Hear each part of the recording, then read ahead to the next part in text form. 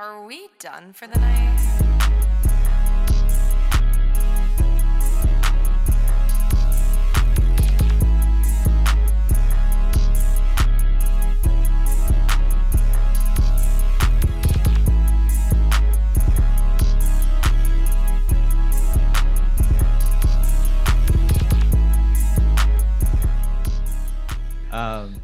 So with the boy for the night, we're gonna jump into talk about this crazy Summer Walker record he landed last year. But before we get into that, I just want to ask you a couple of questions. First off, where did the name come from? So the name, I was inspired by like Party Next Door in the Weekend, and before like my old name was Charles Ray. And honestly, like the name just wasn't, it just didn't really fit my vibe of like the style of music I make. So I kind of wanted to, switch it up.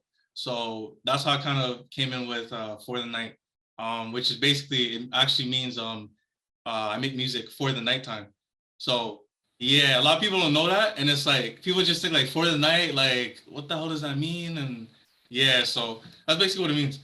No, that's fire. Shout out P&D. And obviously, we're going to be talking about this Summer Walker record, but obviously, this is not your first kind of break. So, how did you kind of crack into the industry? When did it start working for you? I would have to say when I met my cousin, that's also a music producer, Lord Quest.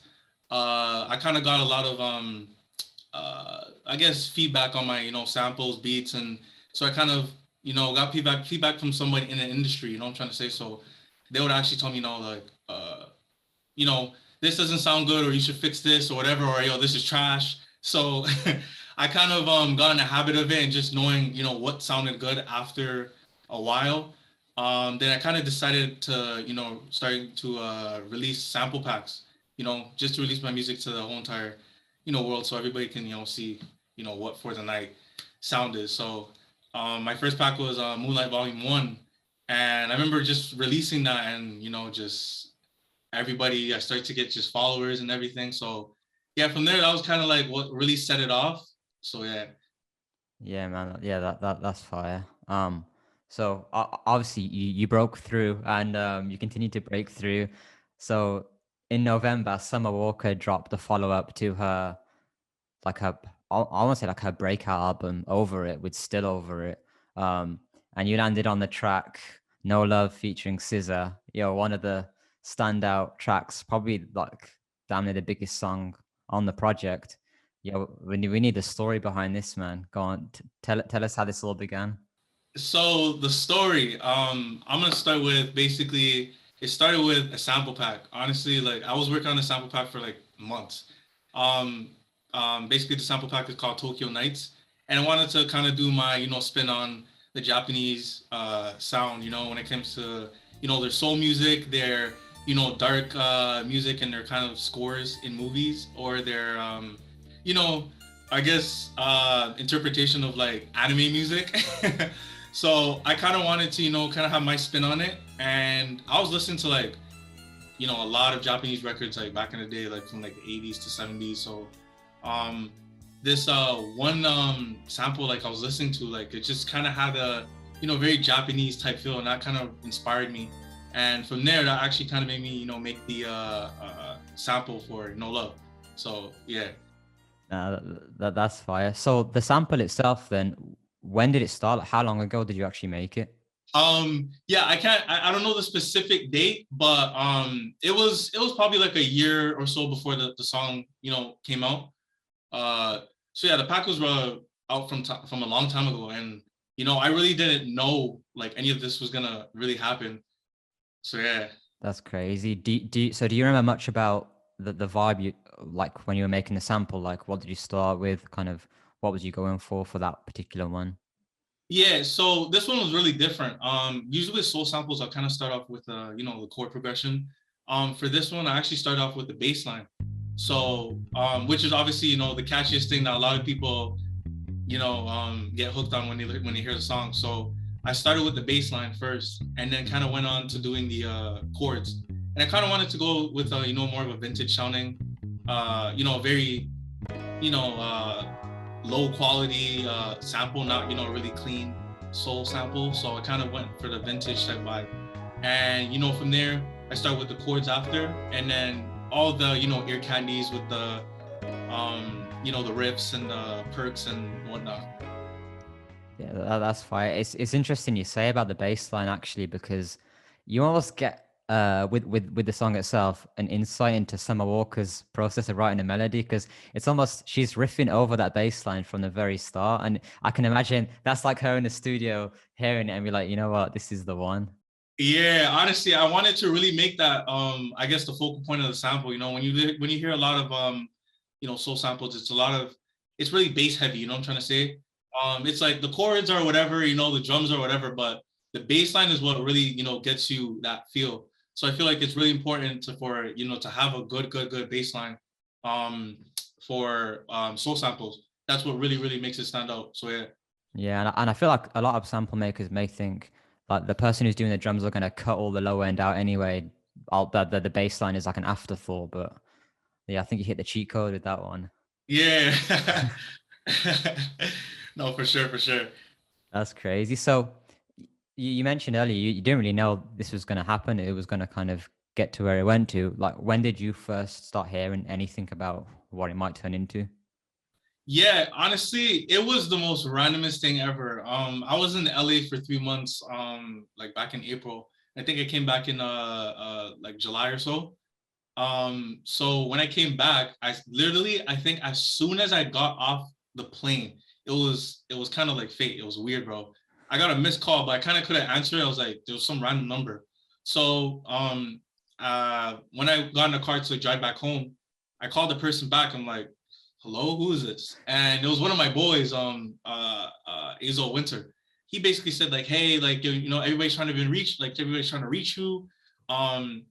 You have a song with Summer Walker. And I'm like, what? And I was kind of blown away. I'm like what sample? Like, I'm kind of confused or whatever.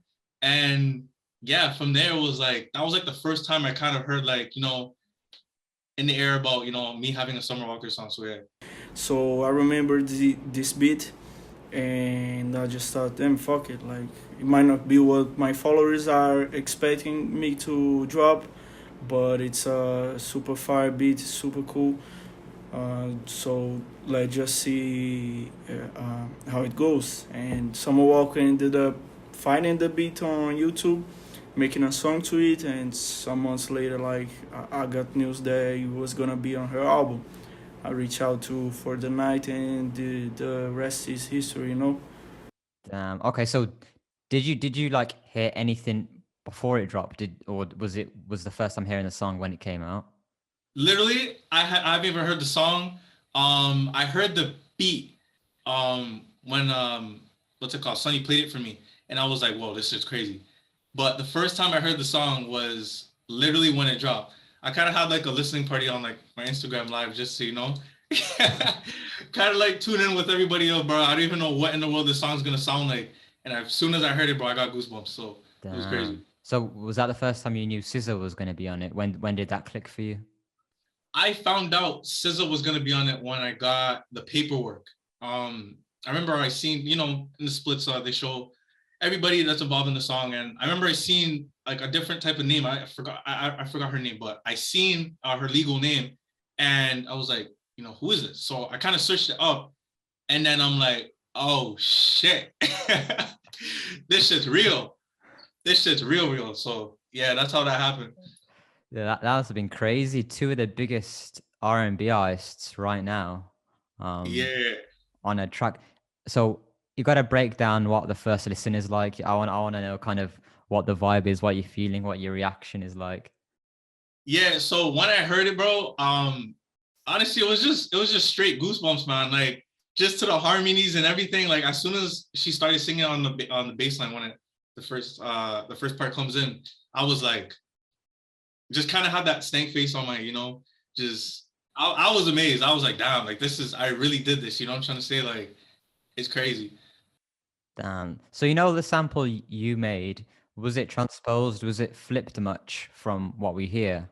Yeah, on the actual sample, the one that you can find on Tokyo Nights. there's harmonies in the background. That was the only thing that was kind of taken out of the sample. You know, the strings that were there, the piano, the bass, um, and then the drums were taken out as well, obviously to, you know, add those drums. So yeah. So I got the stems for it and just started to build the beat around it, build the drums around it, and just mess with the elements of the sample, rearrange it, and just build a beat overall, and that's pretty much how the beat came to be. No, that's fire. That's really fire. On that first listen, did you kind of know that the song was gonna do what it did? I literally knew as soon as I played it. I said, "Nah, this is it." I said like right off the bat, and it's crazy because I kind of manifested that, you know, a life changing moment was gonna happen on Twitter. Like I think it was like a couple of days ago. You know, I'm trying to say like the song could have came out and it was like, you know, could have been any other song, but I kind of manifested like, yo, this song is gonna change my life, or you know, something is gonna, you know, change my life, and this was definitely the record for sure. And then following from that, how does it feel when you see it top of the charts? When I seen that was unbelievable, man. Like I didn't even know how to react. I kind of like looked at my phone and I was like, nah, this is not real. I just seen the number 13 and I said, wow, it's crazy. Yeah, no, it must have been a like a momentous occasion, man. It must have been crazy.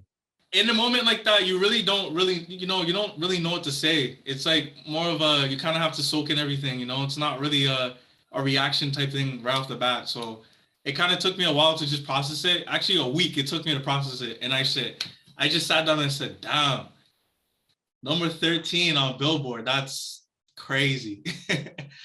You also it sounds like you're well and truly in the R&B bag now. Like, who are those other artists that you're trying to tick off the list in terms of the R&B space?